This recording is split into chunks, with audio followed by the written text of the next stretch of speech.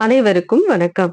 மகா சிவராத்திரியை ஆண்டுதோறும் மாசி மாதம் கிருஷ்ணபட்ச தேய்பிறை சதுர்த்தி திதியில் இரவில் கொண்டாடப்படுகிறது. மகா சிவராத்திரி எப்படி உருவானது என்பதை பற்றி பார்ப்போமா?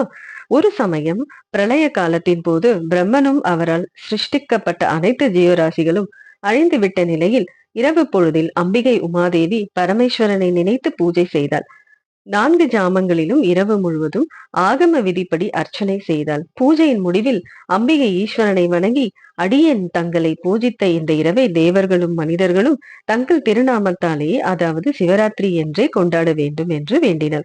சிவராத்திரி அன்று சூரியன் மறைந்தது முதல் மறுநாள் காலை சூரியன் உதயமாகும் வரை தங்களை நினைத்து, அதாவது சிவபெருமானை நினைத்து பூஜை செய்பவர்கள் யாராக இருந்தாலும் அவர்களுக்கு எல்லா விதமான பாக்கியங்களும் தந்து முடிவில் மோட்சத்தையும் அளிக்க வேண்டும் என்று அருள் புரியுங்கள் என்று அன்னையானவள் வேண்டிக் கொண்டாள். சிவபெருமானும் அப்படியே ஆகட்டும் என்று கூறி அருள் புரிந்தார். அந்த இரவே சிவராத்திரி என வழங்கப்பட்டு அனைவராலும் கொண்டாடப்படுகிறது. மற்றொரு வரலாறு. இந்து மத புராணங்களின்படி தேவர்களும் அசுரர்களும் விஷ்ணுவின் பாம்பு படுக்கையால் பார்க்கடலை கடைந்து கொண்டிருந்தனர். அப்போது அளவுக்கு அதிகமாக கடைந்ததால் வந்த விஷம் அனைவருக்கும் அச்சத்தை ஏற்படுத்தியது. ஏனென்றால் பார்க்கடலில் கடைந்த விஷத்தால் பூலோகத்தில் உள்ள அனைத்து உயிரினங்களும் அழிந்துவிடும் என்பதுதான். எனவே அந்த விஷத்தை தாமாக முன்வந்து அருந்தி தனது தொண்டையில் நிலைநிறுத்திக் கொள்கிறார் சிவபெருமான். இதனால் தான் சிவபெருமான் திருநீலகண்டர் என அழைக்கப்படுகிறார்.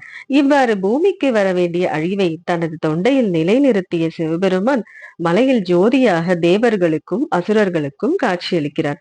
இந்த தினமே சிவராத்திரியாக கொண்டாடப்படுகிறது. அதிலும் பூலோக உயிரினங்களுக்கு வரவேண்டிய அழிவை தனது தொண்டையில் நிறுத்தி உலக மக்களை காத்ததால் அன்றைய தினம் அவரை கண்விழித்து தரிசிக்கும் போது நாம் செய்த பாவங்கள் அனைத்தையும் சிவபெருமான் நிலைநிறுத்தி நம்மை நல்வழிப்படுத்துவார் என்பதும் ஒரு வரலாறாகவும் நம்பிக்கையாகவும் தெரிவிக்கப்படுகிறது. மகா சிவராத்திரி என்னும் புண்ணியம் நிறைந்த நன்னாளில் இரவில் 4 ஜாம பூஜைகள் நடைபெறும். அப்போது சிவலிங்கமானது குளிர குளிர வில்வங்களாலும் பூக்களாலும் அலங்கரிக்கப்படும். அவரின் மனம் குளிர குளிர ருத்ர ஜப பாராயணம், தேவார பதிகங்கள் ஆகியவைகள் பாடப்படும். சிறப்பு அபிஷேகங்கள் செய்யப்படும். இந்த நாளில் விரதம் இருந்து விடிய விடிய கண் விழித்து 4 கால பூஜையையும் தரிசிப்பவருக்கு முக்தி தர வேண்டும் என்று பார்வதி தேவி ஈசனிடம் கேட்க, அப்படியே ஆகட்டும் என வரம் தந்தருளினார் ஈசன். எனவே மற்ற நாளை விட மகா சிவராத்திரி நாளில் செய்யப்படும் பூஜை பன்மடங்கு பலனை தந்தருளும் என்பது ஐதீகம்.